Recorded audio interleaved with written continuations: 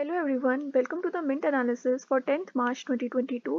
Before going ahead मैं आपको ये बता देना चाहती हूँ कि आज के न्यूज़पेपर का टेक्स्ट एनालिसिस मैंने ऑलरेडी ग्रुप में शेयर कर दिया है और आप वो ग्रुप ज्वाइन कर सकते हैं। लिंक जो है आपको डिस्क्रिप्शन में मिल जाएगा।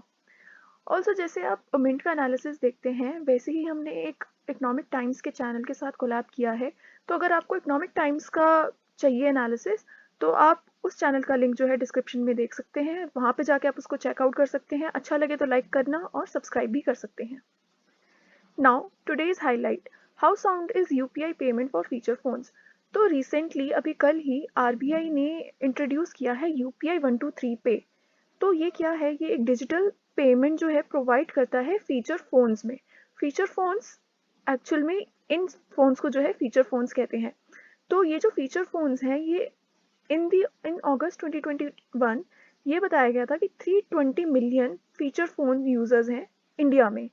तो इन फीचर फ़ोन यूज़र्स को प्रॉब्लम आती थी यूपीआई पेमेंट करने में, और इनके पास इंटरनेट, कैमरा और ऐसी जो सुविधाएं हैं जो स्मार्टफोन में हमें इजीली मिल जाती है, वो इनके पास नहीं होती थी।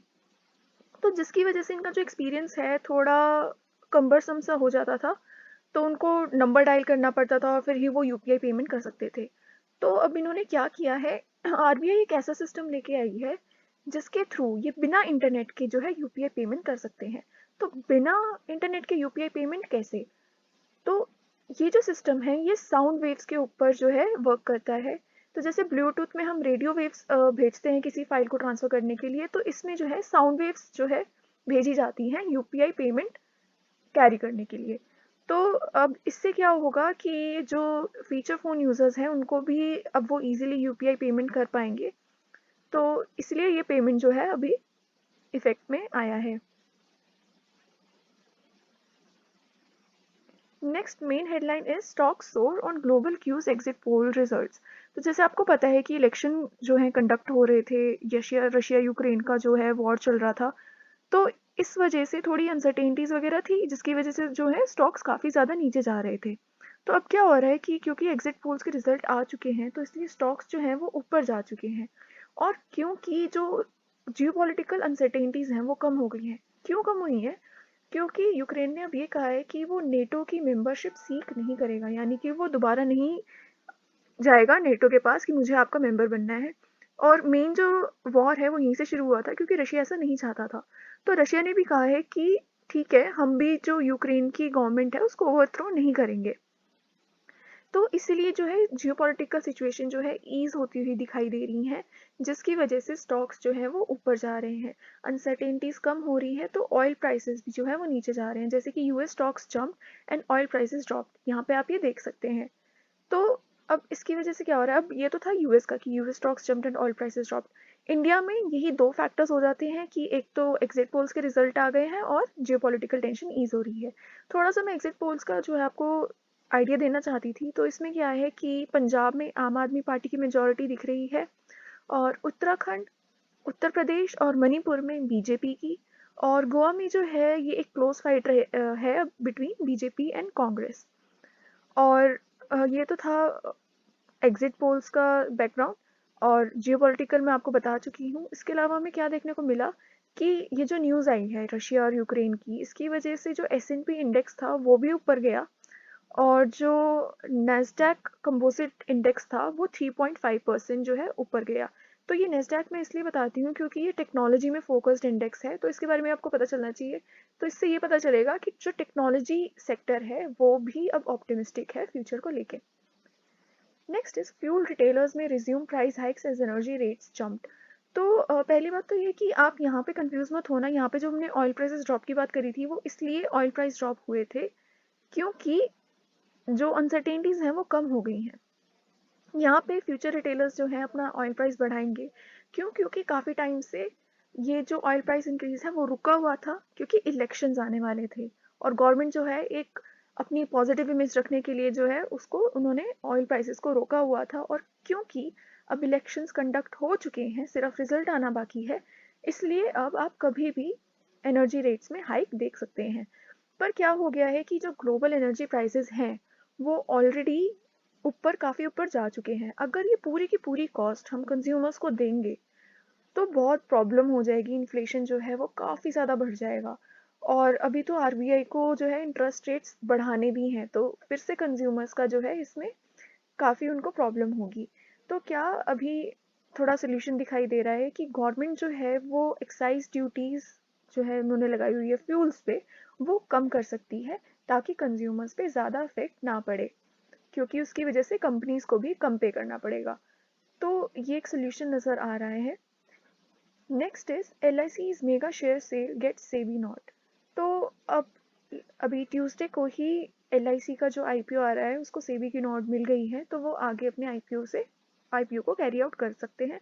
बट अभी भी गवर्नमेंट कंफर्म नहीं है कि वो जल्दी ही लेके आना चाहती है IPO या नहीं, तो वो हमें फिर से अभी देखना पड़ेगा। नेक्स्ट है कि सेंटर ने रिमूव कर दी है upper age limit for NEET undergraduate examination.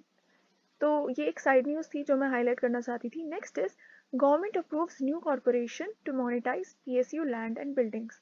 तो अभी मेरी पिछली वीडियो में भी किसी ने पूछा था कि गवर्नमेंट जो है वो लिस्ट क्यों कर रही है LIC का IPO, या गवर्नमेंट जो है ये सारे स्टेप्स क्यों कंडक्ट कर रही है। तो गवर्नमेंट क्या कर रही है कि वो ना अपना एफिशिएंट यूटिलाइजेशन ऑफ रिसोर्सेज जो है करना चाहती है। तो ऐसे काफ़ी सारे सेक्टर्स हैं जो कि इसके गवर्नमेंट के पास काफ़ी सारे नॉन कोर एसेट्स हैं जो वो यूटिलाइज नहीं कर पा रही है, काफ़ी अंडर यूटिलाइज्ड है, और उनको यूज़ करने के लिए उनसे जो पैसा आएगा उसको और अच्छे काम में लगाने के लिए जो है वो इनसे हट रही है, इनको बेच रही है पब्लिक को। तो इसमें अब क्या आ रहा है कि government has decided to move out of non strategic sectors under this policy and privatize और close all but one PSC in the strategic sectors. तो ये है इनका एम, तो नॉन स्ट्रैटेजिक सेक्टर्स से जो है निकलने का एम। और अब क्या हो रहा है कि जो PSU लैंड्स है यानी पब्लिक सेक्टर कंपनीज के पास कुछ अनयूटिलाइज्ड लैंड है, जो कि 3400 एकर्स ऑफ लैंड है। तो इतना बड़ा नंबर, अब ये तो कुछ काम कर नहीं पा रहे, ये इनको तो कुछ रिटर्न मिल नहीं रहा, तो वो क्या कह रहे हैं कि ये जो है हम इसके लिए एक अलग से कंपनी बनाएंगे जिसको हम कहते हैं स्पेशल पर्पस व्हीकल। तो ये जो कंपनी है ये इस लैंड को जो है बेचने का काम करेगी, और इससे जो भी पैसा आएगा वो फिर गवर्नमेंट जो है और अलग अपने इकोनॉमिक डेवलपमेंट में लगाएगी। एक ये जो टर्म है स्पेशल पर्पस व्हीकल, ये एक्चुअल में क्या होती है कि जैसे कुछ कुछ कंपनीज होती हैं, इनका कोर एरिया कुछ और होता है, बट कुछ स्पेसिफिक एक्टिविटीज़ कैरी आउट करने के लिए और उनमें उनका ज़्यादा ध्यान ना जाए, तो उन सब चीज़ों से हटने के लिए ये एक स्पेशल पर्पस व्हीकल बना देती है। तो स्पेशल पर्पस व्हीकल जो है वो काम करता है इन कंपनीज के लिए, इन दिस केस ये गवर्नमेंट के लिए काम कर रहा है स्पेशल पर्पस व्हीकल। तो ये सिर्फ इसी में नहीं, काफ़ी सारे बैंक्स भी बना देती हैं और बहुत सारी कंपनीज हैं। तो जैसे कि फॉर एग्जांपल अभी मेरे दिमाग में आ रही है कि काफ़ी सारी कंपनीज अपनी SPV जो है लग्जमबर्ग में सेटअप करती हैं, क्योंकि वहाँ पे उनको टैक्स जो है कम देना पड़ता है, तो वो टैक्स हेवन कहा जाता है लग्जमबर्ग को। तो ये जो है ये स्पेशल पर्पस व्हीकल का जो है एक स्पेशल करेक्टरिस्टिक होती है। Next is EC removes 3 UP officials from poll duty. तो अभी रिसेंटली ये कहा गया कि समाजवादी पार्टी ने कहा है कि उत्तर प्रदेश में जो EVMs थे उनको अनऑथराइज तरीके से जो है मूव किया जा रहा था, क्योंकि हर चीज़ डिसाइडेड होती है EVMs में कि ये कहाँ से उठाई जाएगी, कौन सी व्हीकल में जाएगी, किस तरफ जाएगी, कहाँ पे इनको स्टोर किया जाएगा। तो वो कह रहे हैं कि अनऑथराइज तरीके से जो है EVMs को हिलाया गया है, और बीजेपी ने ये पिटीशन डाली है कि इलेक्शन कमीशन में कि ये जो है ये एक फॉल्स एलिगेशन है और इसकी वजह से हम पे इफेक्ट पड़ेगा, तो आप प्लीज़ इसमें देखो। तो ये थी एक छोटी सी news. Next is oil firms track Russia sanctions to secure investments worth $16 billion.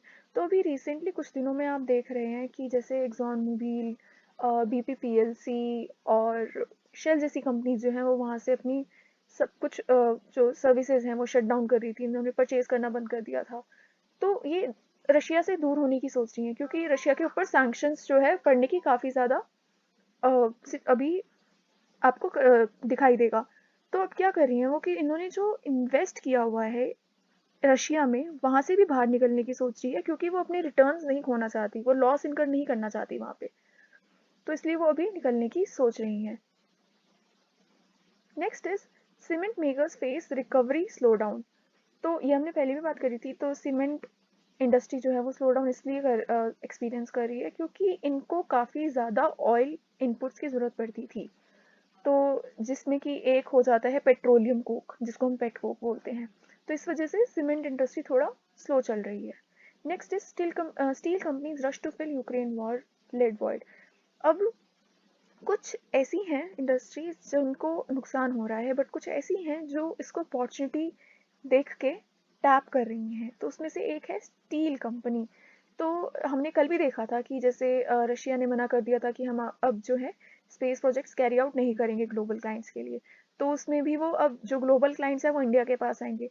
अब यहाँ पे क्या है कि जो स्टील कंपनीज हैं वो देख रही हैं कि हम जो है जो भी एक क्या कहते हैं कि लूप होल जो क्रिएट हुआ है, जो सप्लाई में कमी आएगी, वो हम फुलफिल कर सकते हैं उन कंट्रीज में। तो जो शॉर्टेज ऑफ स्टील है इन यूरोप, वो ये फुलफिल करने की जो है कोशिश कर रहे हैं, जिससे इनको बेनिफिट होगा। और इसके अलावा एक हम आगे भी देखेंगे जिसमें RIL भी जो है अपॉर्चुनिटी टैप करता हुआ नजर आएगा।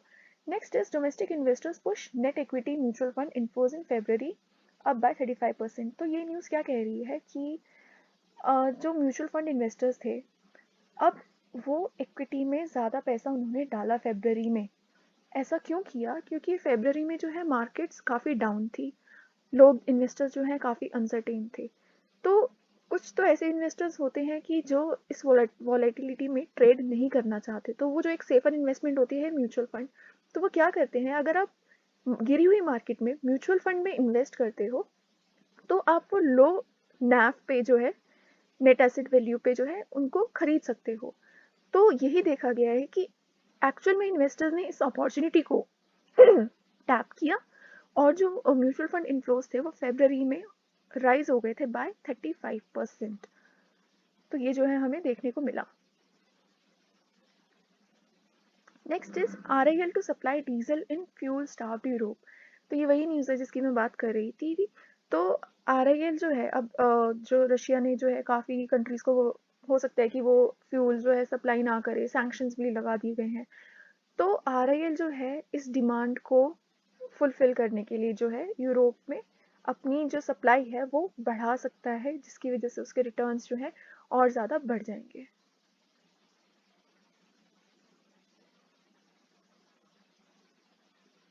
नेक्स्ट इज इन्फ्लेशन में dampen summer sales of consumer durables. तो जो इन्फ्लेशन हो रखा है इस वक्त, इसकी वजह से जो समर सेल्स है यानी कि रेफ्रिजरेटर्स, AC, कूलर्स, तो इसमें जो है हो सकता है, इनको बोलते हैं कंज्यूमर ड्यूरेबल्स, तो इसमें जो है हमें एक नीचे जाता हुआ जो है सेल्स नीचे जाती हुई नजर आ सकती हैं। Next is military turns to AR/VR for combat and training pilots. तो ये जो कुछ ऐसी टेक्नोलॉजीज होती हैं, फॉर एग्जांपल अगर आप किसी पायलट को ट्रेन कर रहे हो या किसी मिलिट्री पर्सन को ट्रेन कर रहे हो, तो काफ़ी कॉस्टली हो जाती हैं उनको एक्चुअल जो है चीज़ों में ट्रेन करना। तो ये एक सिमुलेशन की वजह से जो है AR/VR प्रेफर करते हैं। तो मिलिट्री भी जो है अब AR/VR की तरफ बढ़ रही है टू ट्रेन द पायलट्स। तो यही था आज आज की न्यूज़पेपर में। अगर आपको ज़रा सी भी हेल्प हुई तो please hit the like button and subscribe to my channel. Telegram group का जो लिंक है मैं आपको डिस्क्रिप्शन में दे दूँगी। एंड प्लीज़ मेरे चैनल को सब्सक्राइब करना मत भूलना। Thank you.